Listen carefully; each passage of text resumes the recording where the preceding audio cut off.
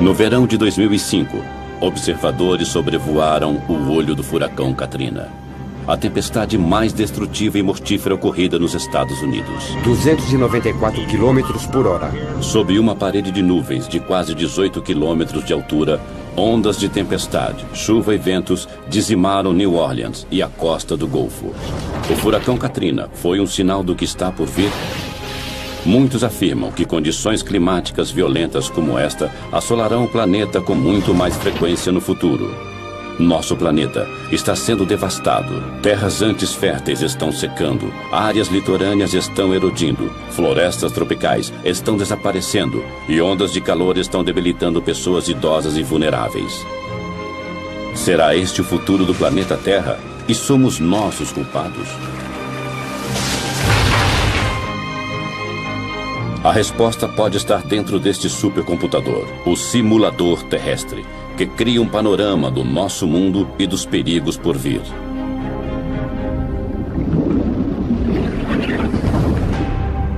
Terra 2100, a Terra em 100 anos. Começa a surgir um mundo onde o aumento das temperaturas cria uma série de problemas. Tempestades violentas, poluição e inundações litorâneas. De acordo com a análise dos cientistas, mais problemas estão por vir. Em 2100, o planeta Terra será um lugar bem diferente, a menos que nós comecemos a proteger nosso futuro.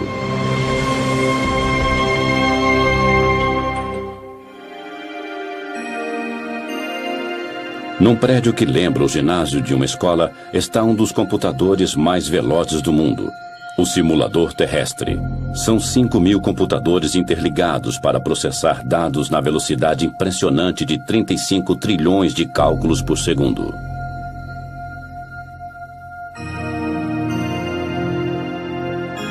O supercomputador prevê padrões do clima e das condições climáticas.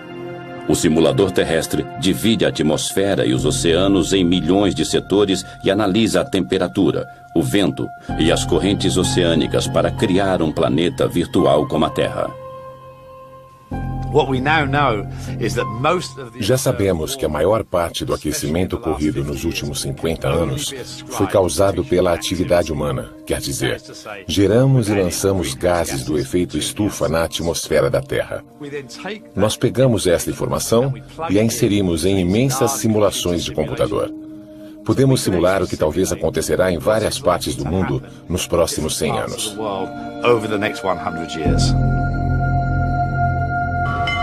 O simulador terrestre previu um desastre natural no litoral do Brasil. Isso demonstrou o poder do supercomputador. Em agosto de 2004, ele previu a passagem do primeiro furacão no litoral brasileiro. Quando a tempestade surgiu, os cientistas ficaram impressionados. Nunca um furacão tinha sido visto tão ao sul, 2.880 quilômetros abaixo do Equador. Fiquei surpreso, na realidade posso usar esse termo. Não temos experiência sobre isso, é um fenômeno que acontece nos trópicos, né? Então, realmente nós estranhamos muito o que estava acontecendo. No Centro de Voos Espaciais Goddard, os cientistas também rastreiam formações climáticas anormais. Nós duvidamos no começo, mas com o passar das horas ficou evidente. Aquilo era mesmo um furacão. Todas as provas que vimos de vários satélites nos 2 dias seguintes indicaram de forma cada vez mais convincente. Um furacão categoria F1 ia atingir o litoral do Brasil. Nunca um furacão havia surgido tão ao sul. As simulações mostram que estamos criando condições que às vezes provocarão furacões em locais onde eles nunca surgiram. O furacão, também chamado de ciclone e tufão, forma-se geralmente numa área em torno do Equador e se desloca para latitudes mais altas. Não havia registro de furacões ao sul do Atlântico. Além disso, essa área de baixa pressão formou-se não nos trópicos, mas numa zona temperada. A tempestade foi batizada de Furacão Katrina. Ela matou 11 pessoas e destruiu e danificou milhares de casas. As famílias ainda relembram as vítimas do primeiro furacão do país.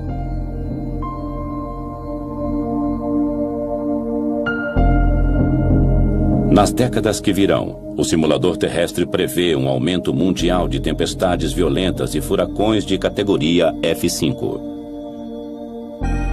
As tempestades são alimentadas pelas temperaturas em elevação. Na medida em que a superfície do mar esquenta, a evaporação aumenta e produz vapor d'água que alimenta a tempestade. Quanto mais umidade, maior a tempestade. Estes computadores imensos simulam a intensidade dessas tempestades violentas que surgirão com muito mais frequência. Uma simulação de computador mostra 2 tufões seguindo para o Japão em 2096. Parece que os 2 atingirão o litoral japonês, mas no último instante um deles desvia para o norte. O outro se choca contra a ilha de Shikoku com o mesmo impacto do furacão Katrina. A tempestade traria quantidades imensas de chuva, 60 centímetros em 48 horas. Uma combinação de ondas de tempestade e o transbordamento de rios inundariam as ruas da cidade e áreas vizinhas. Com ventos de 288 km por hora, as lojas e casas de Shikoku seriam dizimadas. Árvores imensas seriam arrancadas do chão durante o ataque impiedoso do tufão. Ninguém sairia ileso do bombardeio do tufão de categoria 5.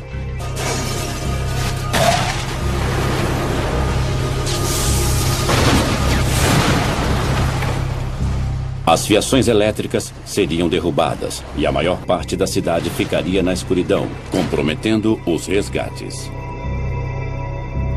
O tufão de Shikoku foi uma amostra apavorante do futuro numa simulação de computador. Mas a violência do furacão Katrina, que devastou New Orleans e a região do Golfo, foi verdadeira. Um furacão F5, ventos de 294 km por hora. Sob nuvens de tempestade, ventos violentos golpearam o Golfo do México, enquanto Katrina lançava ondas gigantes no litoral. O furacão entrou terra adentro e o nível do mar subiu muito, chegando a quase 7 metros e até mais nos baixios costeiros. Na costa, as ondas imensas eram incontroláveis. New Orleans foi devastada, assim como a costa do Golfo.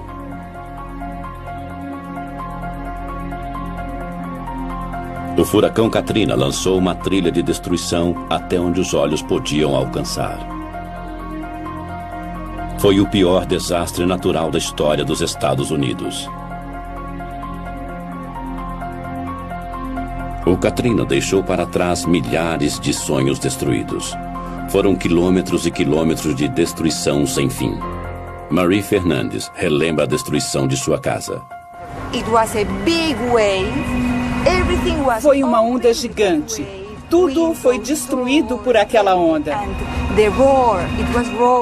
Janelas, portas, tudo.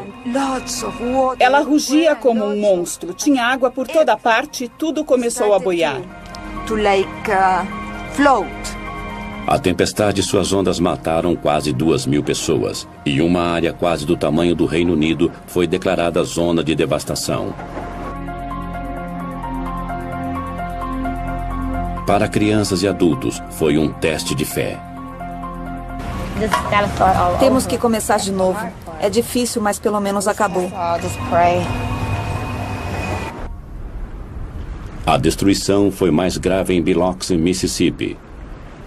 Os destroços retorcidos são testemunhas do poder devastador do Katrina. Fotos aéreas de uma ponte mostram o antes e o depois do furacão. As ondas destruíram casas a quase 2 quilômetros de distância da costa. Quando voltou ao local, Beth Matter ficou desolada. Você trabalha a vida toda e acha que está tranquilo, aposentado, mas ver o vento levar tudo.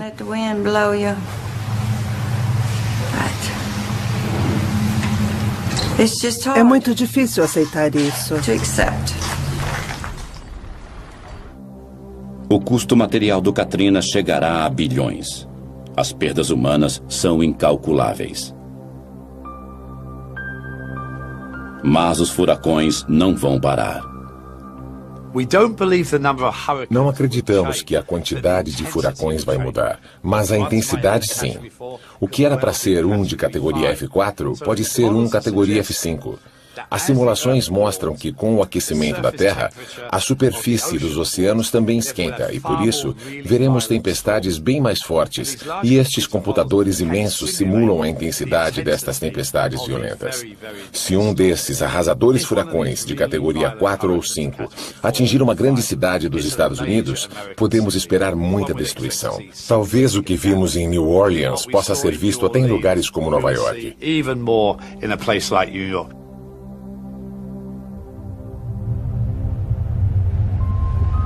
Autoridades federais e municipais analisam o poder de destruição de um furacão de categoria 5 e a tempestade que o acompanharia se chegassem a Nova York. É uma previsão sombria. Os problemas começariam horas antes do furacão atingir a costa, como pontes derrubadas por ventos violentos, e dirigir seria extremamente perigoso.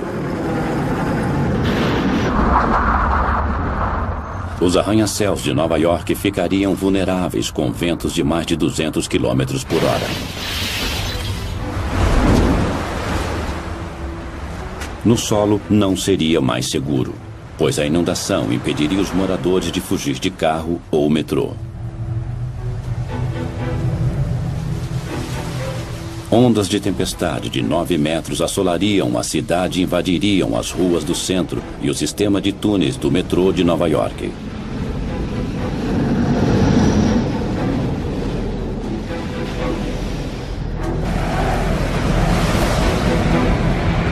As ondas inundariam o túnel Holland, uma rota importante para sair da cidade.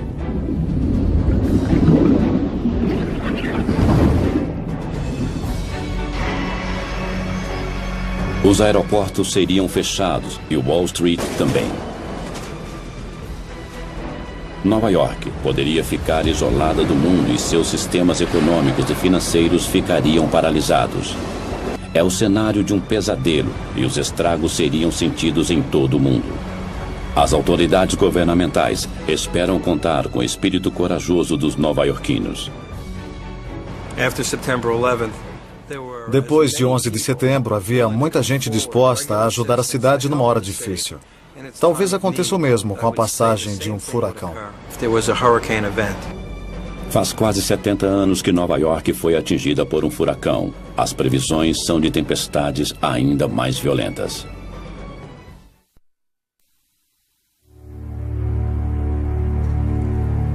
As ondas de calor são outro problema letal do aquecimento global.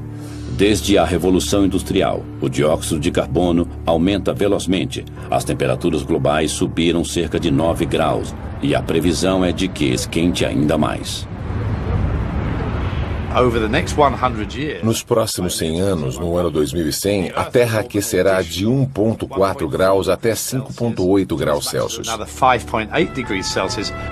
A temperatura poderia subir acima de 50 graus. Em alguns locais, as temperaturas elevadas serão uma ameaça à vida. Em agosto de 2003, Paris sofreu com uma intensa e mortífera onda de calor. 10 dias de calor escaldante com temperaturas de mais de 35 graus Celsius. Naquele verão, a França ficou totalmente seca. E em agosto, a zona quente de alta pressão que fica normalmente sobre o norte da África deslocou-se e assolou toda a França e grande parte da Europa. O calor permaneceu no continente por mais de 10 dias. O clima seco e quente criou uma onda de calor fatal.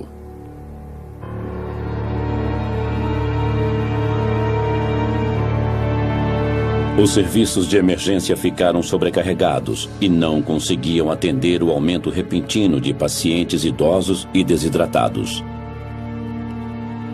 Muitos sofreram convulsões e entraram em coma.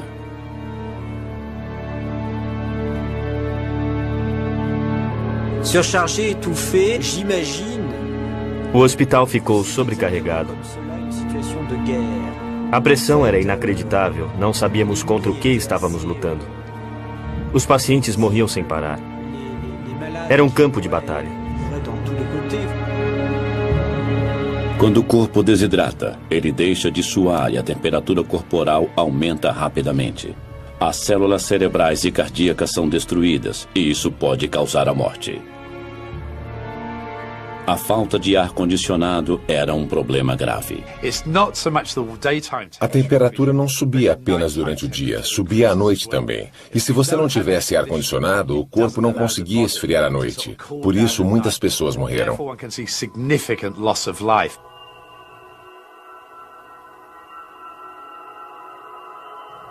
O calor matou mais de 10 mil pessoas só na França. Na Europa, as mortes foram mais de 30 mil.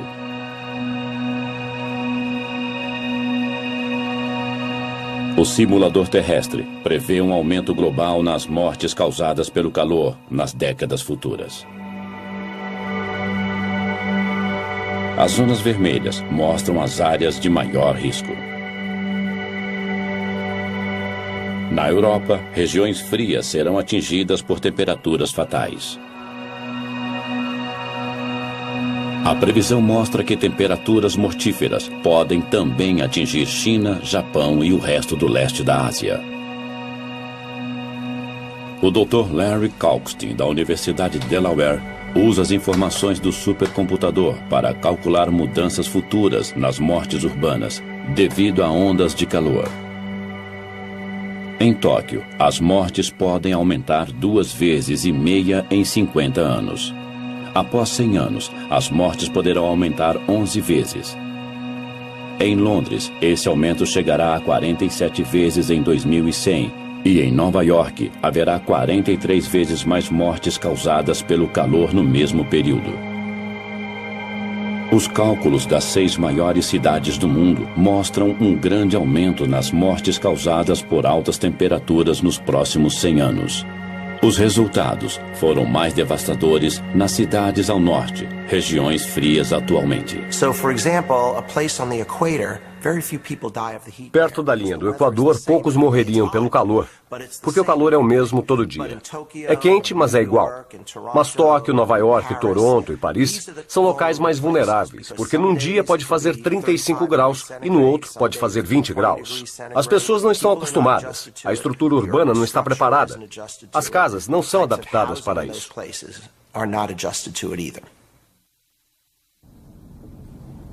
Nos Estados Unidos, as autoridades lutam para enfrentar as temperaturas mortíferas. Na costa leste, a Filadélfia foi assolada pelo calor em 2005. Com as previsões de mais de 100 mortes causadas pelo calor, a prefeitura criou medidas de emergência e alertou sobre a onda de calor.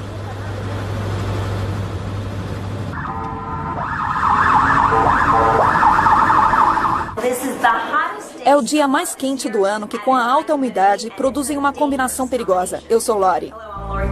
A televisão e o rádio alertavam sobre as altas temperaturas. 36 graus, o dia mais quente do ano. O Departamento de Saúde Pública da Filadélfia criou uma linha exclusiva para orientar as pessoas a sobreviverem ao calor. É pagar a conta ou comprar um ar-condicionado. As janelas estão abertas? Não tem nenhuma janela aberta? Beba muita água. Se tiver algum problema, ligue de novo. Mandaremos uma enfermeira. 700 voluntários do Departamento de Saúde patrulharam a cidade. Eles visitavam cidadãos idosos e outros em risco para checar seu estado. Está quente, mas eu estou bem. Olá, como você está? Estou passando roupa. O ar-condicionado está ligado? Está. Ótimo. Eu vim saber se você está bem. Falo com você depois. O esforço valeu a pena. 12 pessoas morreram, embora as autoridades tivessem previsto mais de 100 mortes. Os esforços da cidade de Filadélfia salvaram vidas. Mas as grandes cidades não são as únicas a enfrentar o calor devastador. As temperaturas elevadas destroem plantações, pastos e florestas tropicais. As mudanças climáticas estão afetando a vida e o plantio em muitas partes do mundo. Uma viagem até a China mostra como as mudanças climáticas estão afetando regiões da Ásia. Esta área era uma planície verde, mas o superpastoreio está transformando a paisagem num deserto e os cientistas estão alarmados porque o aquecimento global está acelerando o processo.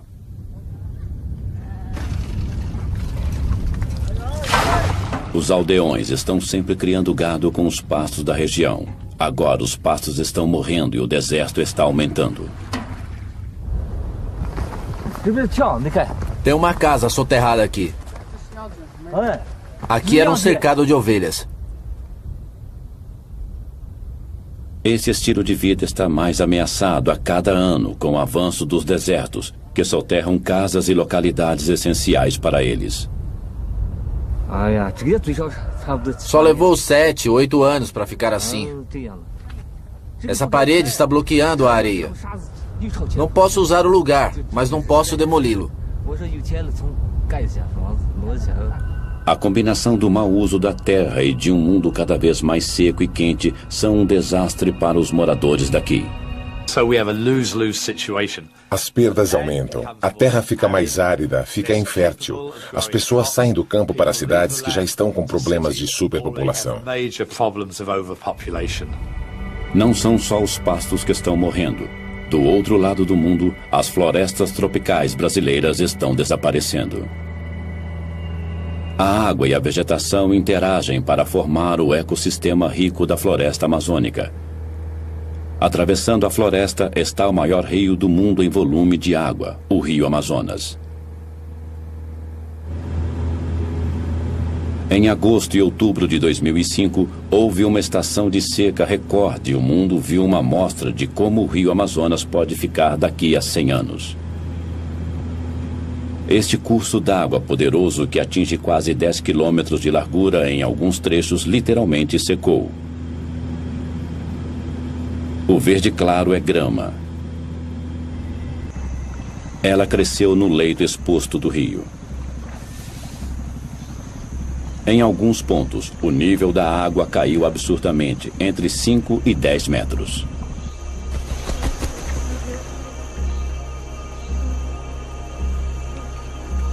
Os peixes mortos flutuavam. Quando o nível da água desceu, a água restante não continha oxigênio suficiente para manter os peixes vivos. Eles se tornaram um alimento fácil para os carniceiros. 48 anos que eu tenho aqui, nesse local, morando aqui, e nunca tinha visto uma seca dessa que nem aconteceu esse ano, né? Porque ainda está morrendo lá dentro, mas não estamos mais pegando devido à água estar poluída já pela mortalidade que morreu, né? A seca rigorosa foi atribuída às estranhas temperaturas quentes na superfície do Oceano Atlântico. Geralmente, o ar que suga a umidade das águas do Atlântico paira sobre a bacia do Amazonas e atinge a Cordilheira dos Andes. Na medida em que o ar sobe, as nuvens se formam e despejam a umidade em forma de chuva. A chuva evapora para formar mais nuvens novamente e o ciclo continua.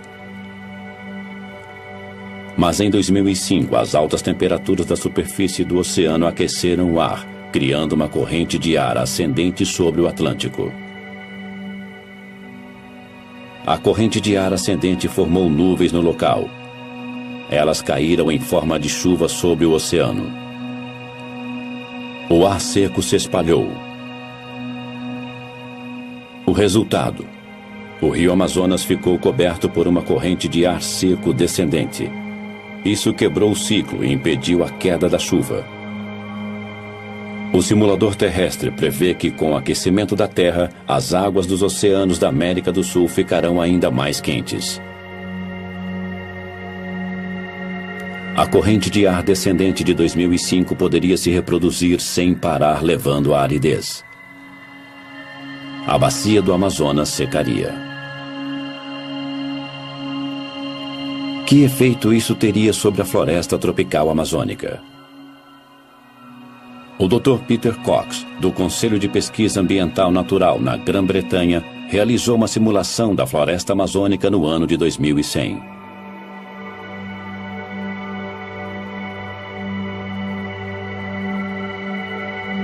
O resultado foi chocante. A simulação mostra as mudanças nas florestas, numa área que inclui a floresta tropical amazônica. Na segunda metade deste século, a terra secará e desertos surgirão. As florestas começarão a desaparecer a partir da foz do rio Amazonas. Em 2100, 2/3 da floresta terão sido destruídos. No lugar da floresta, haverá um deserto vasto maior que a Península Árabe. A simulação não inclui desflorestamento feito por humanos. É um desflorestamento indireto causado pelo aquecimento global e mostra que o efeito estufa é uma ameaça tão grave quanto o desflorestamento direto. A simulação mostra como a desertificação do rio Amazonas ocorrerá. Haverá pouquíssima chuva, por isso as plantas não terão água suficiente. Muitas árvores definharão. Depois que uma área secar, isso acelerará o efeito em outras áreas. Um matagal de savana vai surgir. Depois ele se tornará grama. Na medida em que o clima secar, nem a grama resistirá. Em 2100, o poderoso rio Amazonas estará ressequido e se tornará uma extensão do deserto. A seca também é um problema no sul da Espanha. Em julho de 2005, os fazendeiros foram às ruas para exigir mais água para suas fazendas.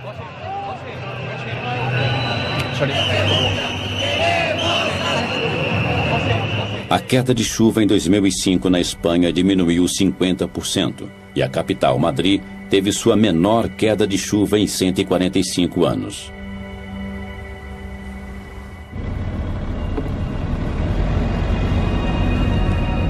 No sul da Espanha, a província de Múrcia é conhecida por suas frutas e vegetais.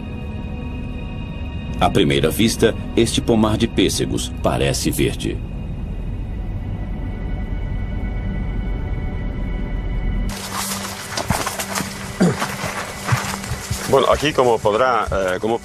Olhe o pessegueiro. Esta é a fruta. Elas eram deste tamanho. O tamanho diminuiu. É porque não tem água.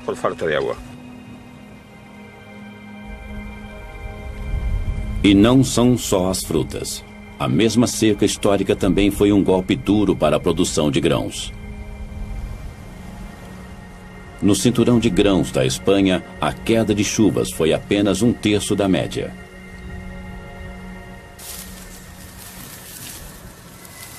A família de Tomás Lourenço tem plantado há gerações. E o trigo sempre foi um alimento importante nos 90 hectares da fazenda. Lourenço conhece os sinais de uma boa plantação. Normalmente, puede 90 centímetros, 1 metro, 1,20. Tem 1 metro. Geralmente é desta altura. Você tem que afastá-los para andar. Para poder andar. Senão, assim, esto nada. Todo ruinoso. É terrível. Esto la espiga. Não tem grãos dentro. Olhe, totalmente vazio. Nada. Esto não... Nada.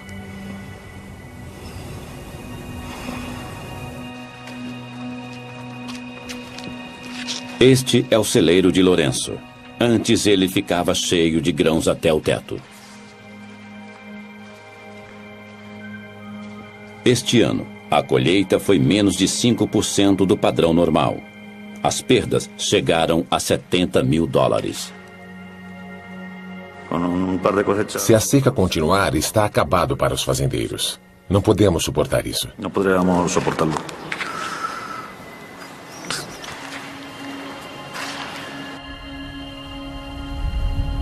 A seca destruiu a colheita de grãos da Espanha em mais de 40%.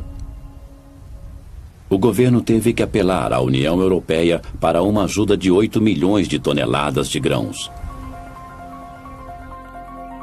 O que acontecerá com o clima da Espanha no futuro? O simulador terrestre prevê que em 100 anos as chuvas na Espanha diminuirão 10%. As temperaturas continuarão a subir e o solo se tornará cada vez mais seco. É provável que secas como a de 2005 ocorram sempre.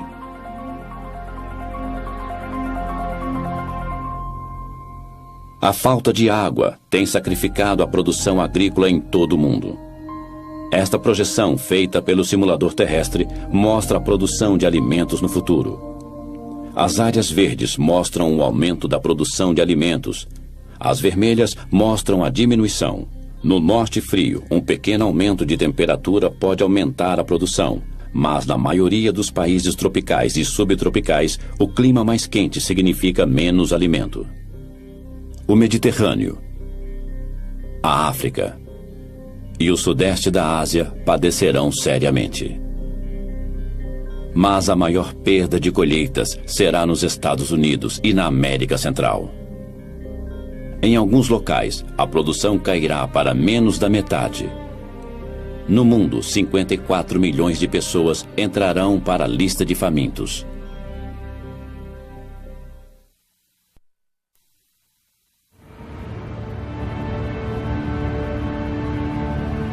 Em Kaohsiung, Taiwan, há uma guerra. Um exército de inspetores de saúde está no ataque e as redes de borboletas são as armas. O inimigo é uma espécie de mosquito africano que carrega o vírus mortífero da dengue e o aquecimento global é aliado do inseto. Como algo tão pequeno pode ser tão letal? Começando na África, o habitat do mosquito se estende pelos trópicos até o sul de Taiwan, seu limite ao norte. O vírus da dengue provoca a febre da dengue. Quando os mosquitos infectados picam as pessoas, o vírus penetra no corpo. Os infectados sofrem erupções cutâneas e uma febre de quase 40 graus.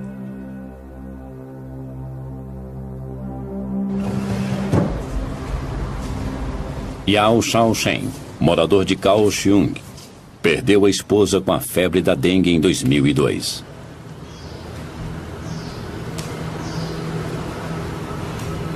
Ela já havia contraído a febre da dengue 3 anos antes.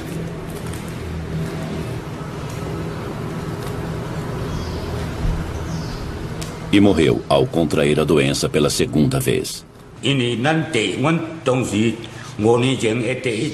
A minha mulher teve a febre antes, mas não foi grave. Nunca pensei que ela morreria na segunda vez. O vírus da dengue chega a Taiwan vindo dos mares todo ano. Mas quando a temperatura cai abaixo de 20 graus, o mosquito que carrega o vírus e todas suas larvas morrem. No inverno, o mosquito é exterminado. Mas agora, os hóspedes indesejáveis estão ficando por mais tempo. Historicamente, as temperaturas de inverno em Taiwan caem abaixo dos 20 graus e têm eliminado o vírus. Mas desde 1997, as temperaturas têm permanecido acima deste limite crucial. E o mosquito e o vírus letal que ele carrega sobrevivem o ano todo. As larvas do mosquito que carrega o vírus da dengue conseguiram sobreviver ao inverno de 2001 e 2002, causando uma epidemia.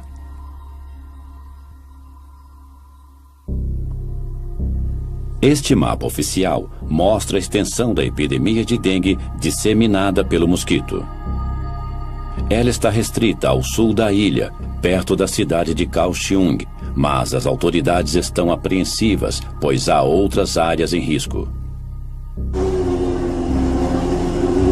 Para prevenir que a infecção se espalhe na cidade de Kaohsiung, sempre que um caso é confirmado, uma exterminação em grande escala do mosquito é realizada. Esta dedetização é feita em 10.000 casas.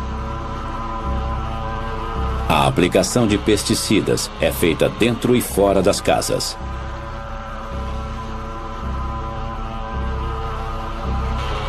A dedetização é um trabalho difícil, mas ela tem evitado a repetição da epidemia de 2002. Mas as autoridades de Taiwan temem que a febre da dengue possa um dia se espalhar por toda a ilha de Taiwan.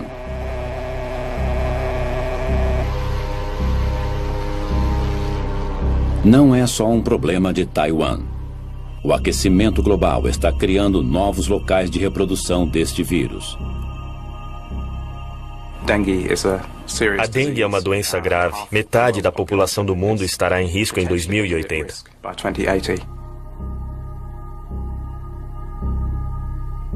Se o clima continuar esquentando, veremos mosquitos transmissores de doenças em nosso quintal?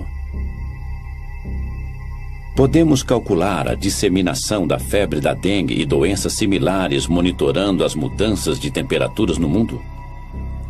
Aqui, as áreas em vermelho escuro no mapa mostram regiões de alto risco. Em 2080, mais partes da África e Índia estarão em risco, assim como regiões ao sul dos Estados Unidos e Japão. Hoje, 2,5 bilhões de pessoas vivem em áreas de risco. Em 2080, o número ultrapassará os 5 bilhões.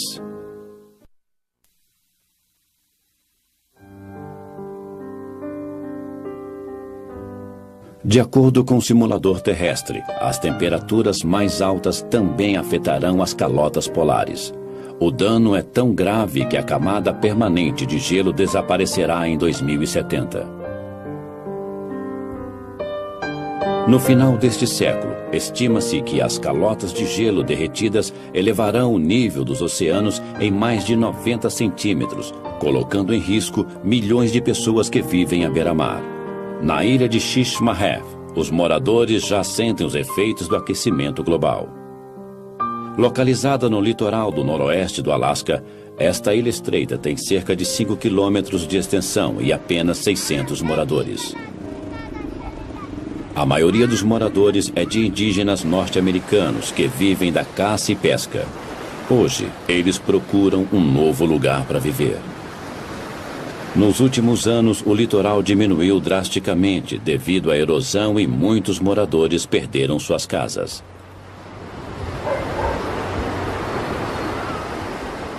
Tony Weiwana é membro de um comitê que estuda o problema de realojamento dos moradores da ilha. Nos últimos 9 anos, ele tem acompanhado os danos da erosão litorânea.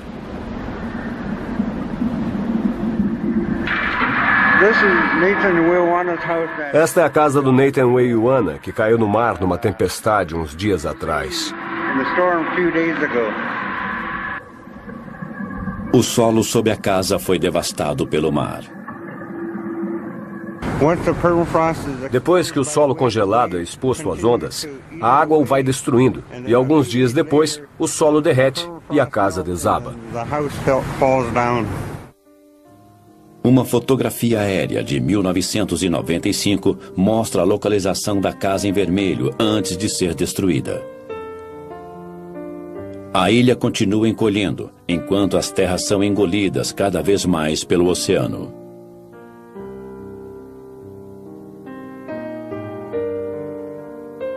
Em apenas uma década, o litoral recuou em quase 60 metros. Tony tem filmado a erosão. Em alguns locais, pedaços de terra de 38 metros ilha adentro desapareceram da noite para o dia. A erosão é veloz porque grande parte do solo da ilha é solo congelado perene, o permafrost. Quando fica exposto, ele derrete imediatamente.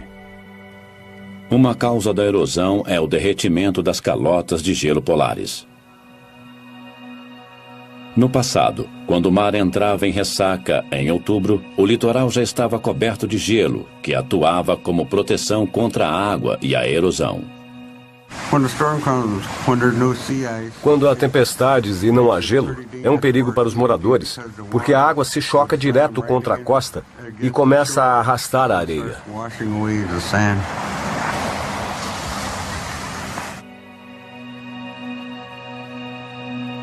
Os satélites e outros tipos de dados mostram que a camada de gelo de outubro diminuiu mais de 480 quilômetros ao norte nos últimos 30 anos.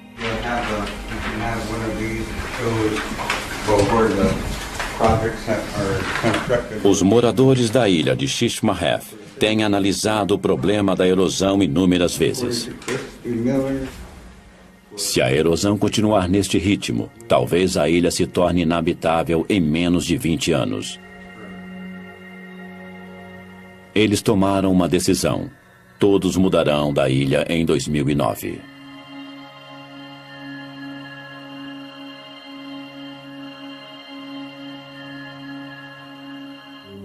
Eles não querem conflito com outras comunidades. Querem evitar isso a todo custo, mudando para outra cidade. Nunca os moradores tiveram que enfrentar uma provação dessas.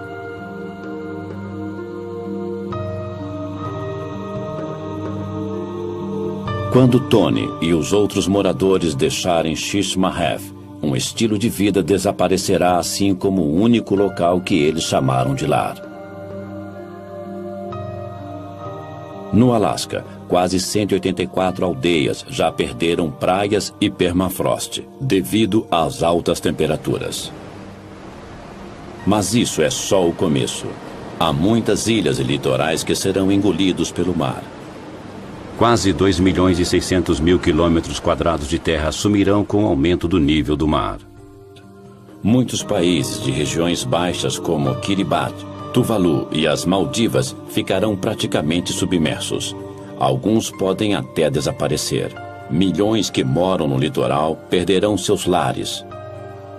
10 milhões nos Estados Unidos, 27 milhões na Indonésia e 33 milhões no Vietnã. 260 milhões no mundo todo. 1/4 bilhão de refugiados do aquecimento global. As simulações de computador nos ajudam a prever o futuro do planeta. Elas mostram o mundo sob ataque. O clima inóspito e as variações climáticas causarão danos sociais, econômicos e ambientais que não podem ser recuperados. O panorama ambiental mostra que o mundo está em perigo e que devemos fazer algo a respeito agora. Com as simulações de nosso planeta em perigo, será que os governos se unirão para reduzir as causas das mudanças climáticas no planeta? Se o mundo reverter as mudanças climáticas, voltaremos a ter um mundo seguro. Os governos devem se unir às indústrias e trabalharem juntos com a sociedade para evitar as mudanças climáticas previstas. Que mundo queremos para os nossos filhos e netos? Se quisermos deixar um mundo vibrante e abundante, com corais, florestas, temos que impedir as mudanças climáticas.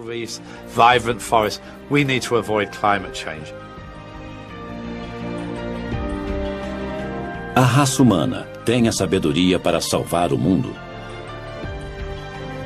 Enquanto o debate continua, as temperaturas continuam subindo, nos levando a um ponto onde não há mais volta.